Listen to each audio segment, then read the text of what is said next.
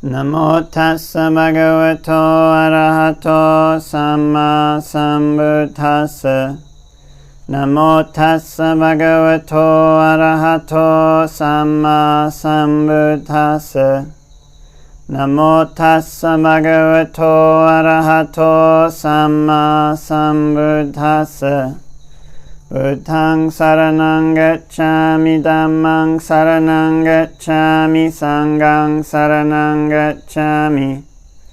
Dutiyampi Buddhaṃ saranang gacchāmi, Dutiyampi Dhammaṃ saranang gacchāmi, Dutiyampi Sanghaṃ saranang gacchāmi.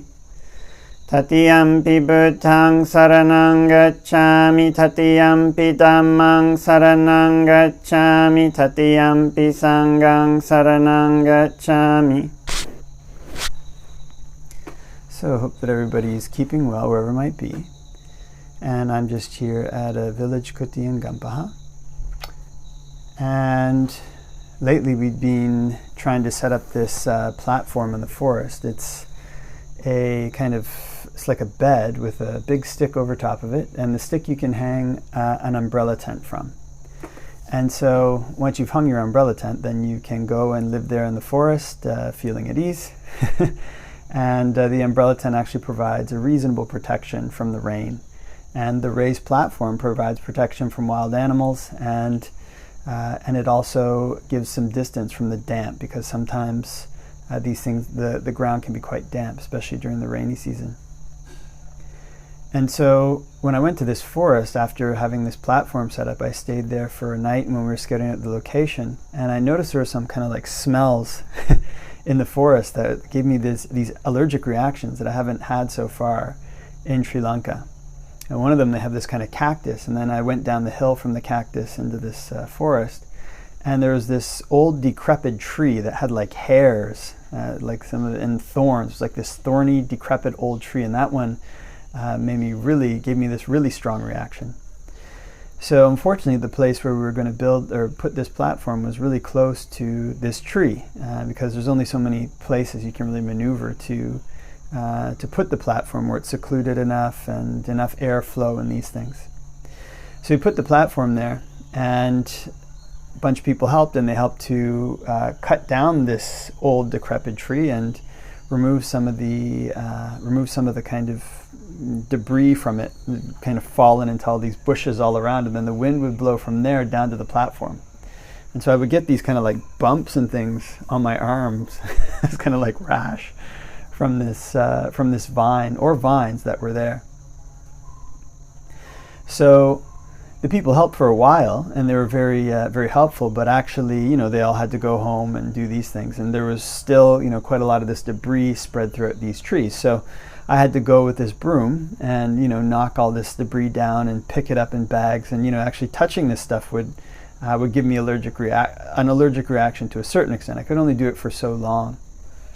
And so when you come to the forest in Sri Lanka or other places, you're new to the forest, you tend to experiment. Actually, this was one of the ways that monks developed medical knowledge traditionally in the forest. As monks we actually have kind of rules that discourage us, or it's discouraged to actually give medical advice or advice to lay people, because over the course of being a monk just living in the forest, then you have to learn how to experiment and come up with the solutions to these various health problems that you or other monks face. And so there tends to be this kind of exchange of knowledge among monks of ways to manage health outside of the traditional medical systems. So anyways, there's these 4 or 5 medicines that are common. They're everywhere. They're cheap, and that you experiment with. I've been experimenting with them. They help with certain things. And so I'd experiment with some of them with turmeric, and coffee powder can be very good too for for getting rid of some like very bad smells, like toxic smells or other allergic smells, and that seemed to have some effect. But actually what had the best effect after experimenting for a while was what they call pangiri tail, which is citronella oil.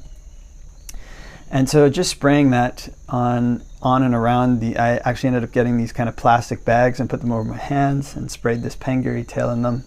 And I had leftover masks from time of COVID, and I sprayed Pengiri Till on that. And then bit by bit, ended up taking some of this kind of old, decrepit wood and chucking it off a cliff, which was not far away. So actually, as a young monk, you have to do a lot of really dirty jobs. You have to do like sometimes the most disgusting jobs in the monastery. And when I was moving, it's kind of a little slang word there, kind of moving this debris out from the forest and throwing it over this cliff, I was thinking, I'm really glad that I had to do all those dirty jobs. At the time, I wasn't happy at all.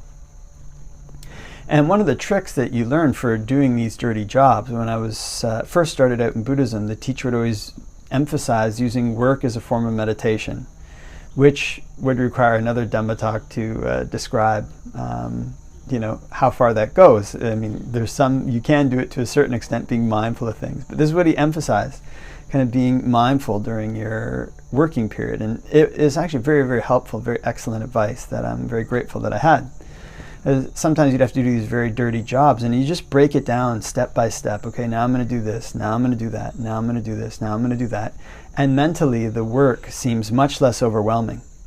Although when you're faced with this really disgusting job that has health implications, negative health implications, you don't even want to go near it. Just kind of leave it there, close the door, use a different room or whatever it might be.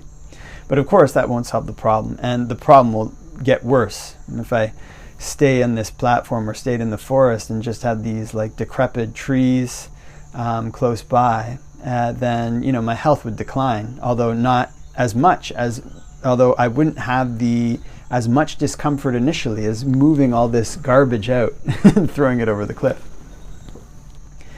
So remember, there was actually one time, and this story is not for the faint of heart, when I was living at this Zen temple, and they built this woman's washroom actually above on this kind of balcony. It was in this old Ukrainian community center. There's this really massive, almost like Soviet era building, which had two gymnasium size open areas, one on the very top, one on the bottom, and then I think had 3 or 4, even you could even say 5 levels after. It was this huge decrepit old building that they converted into a temple. So they put this bathroom on this balcony, but unfortunately the pipes, they didn't angle the pipe so it went down. The pipe just ran straight across horizontally from below this bathroom along this balcony. So what ended up happening was it got blocked. So me being the most junior monk, or the most junior person there, and not knowing anything about plumbing, another member of this temple came, and he got this kind of snake, and unfortunately we opened the pipe, but the pipe opened into the downstairs kitchen, which was where they did all the cooking for the retreats. So he gets this snake, this thing that used to unclog pipes, and he starts hitting it in there, and then he sprays water, it hits it in, and then all of a sudden this stream of excrement comes out of this pipe. It was a really large, industrial, big pipe, about this big. So all this excrement comes out into the kitchen. He'd put this little bin there to catch it, and I don't know how much went in the bin. Not much. It was just spread over this area. So after this excrement goes into the kitchen, he gets his hose and he's like, okay, we'll just spray it into the drain here. And he sprays the hose, but when he sprayed the hose, the excrement went everywhere in the kitchen, like underneath shelves and these kind of things. And then he said, well, it's about 4 o'clock. I better go pick up my wife. And he left the temple. I was living there at the time. So anyways, I had this very disgusting job. One of the second most disgusting jobs I've ever had. That I've ever had to do as a monk, and basically just had to tackle it bit by bit and kind of one step at a time, kind of picking this excrement out of the little carpet and squeegeeing it out from under things, and it required a lot of bleach, a whole bunch of different containers of bleach. And with these really dirty jobs, actually, it's really important sometimes one has to evaluate one's body. I mean, you can't just stay in a situation like that with bleach and excrement and just be cleaning for hours and hours without taking breaks and getting air. So it requires this balance, being able to look at when it's reached a tipping point, it's too much, and for your health, you've got to back off and take a break. So bit by bit, I was cleaning this up, and the whole thing took 7 hours about, and finished late in the evening. But it was clean and usable again. And similarly for this old dirty tree, kind of schlepping it bit by bit, it's much cleaner now. The area is much cleaner. So oftentimes the way that we're taught as young monks has direct applications to the mind, because actually in a person's mind there's these really dirty areas that they don't want to go, that they don't want to look at, but that are very important, because if a person doesn't go there, doesn't look at them, then like staying on this platform and by these trees that make one allergic might not be as unpleasant initially, but one's health will steadily decline.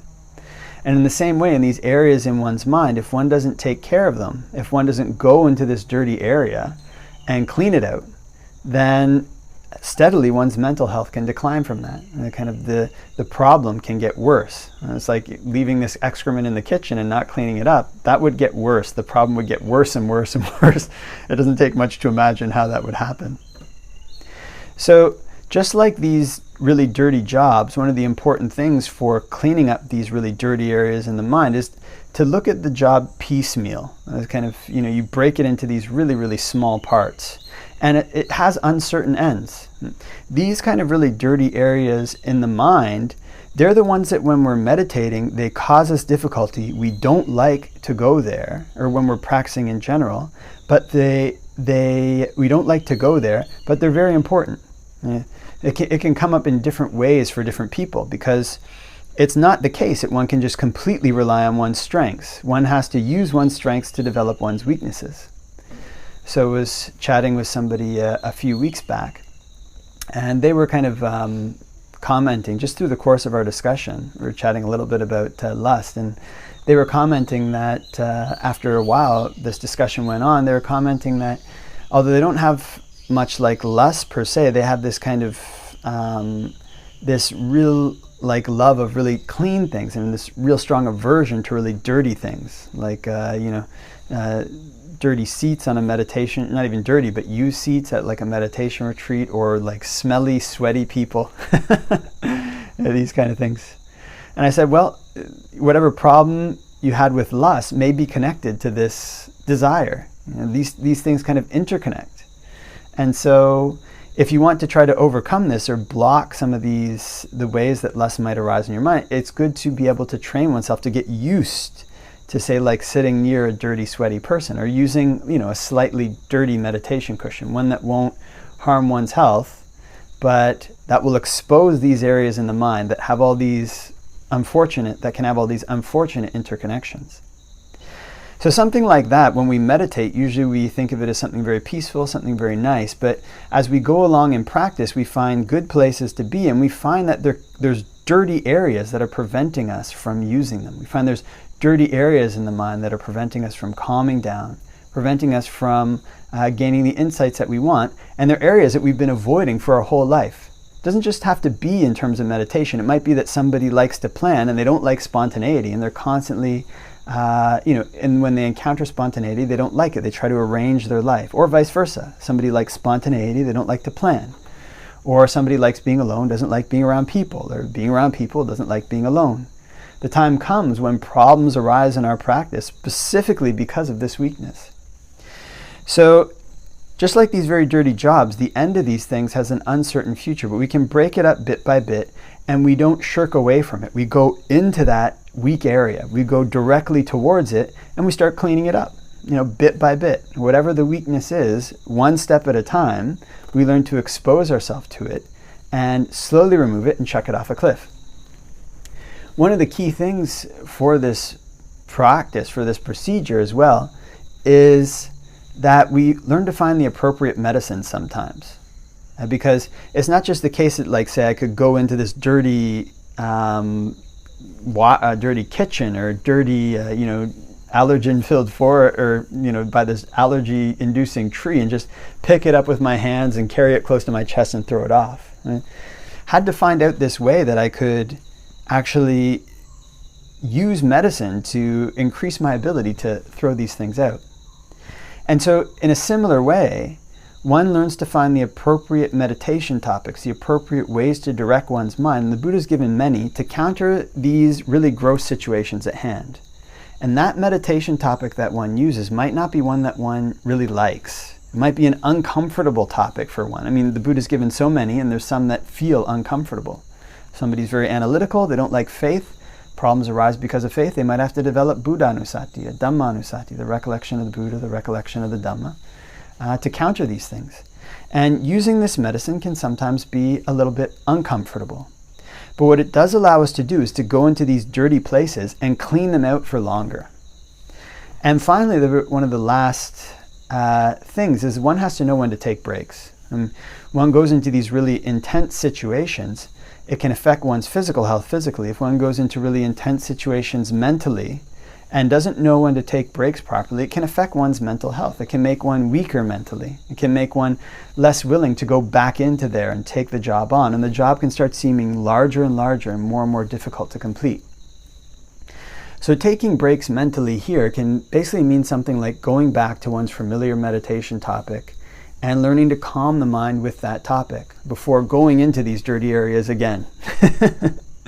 It can mean if one is developing a skill, say like one is not used to interacting with people and one has to in order to progress in one's meditation, these blockages keep coming up around people, then one can also back off from time to time and go into solitude, or vice versa. One likes being around people, problems are coming up related to going into solitude with meditation, then one can back up sometimes and associate with people and then go back into this dirty area that's hard to do, hard to balance, and hard to clean out. When we take appropriate breaks in this way, when we use appropriate medicine, and when we break the task down into smaller components, bit by bit by bit, this area can become more clean. And when these areas become clean, when the kitchen becomes free of excrement, when the forest becomes free of allergic trees, then they become comfortable places to stay.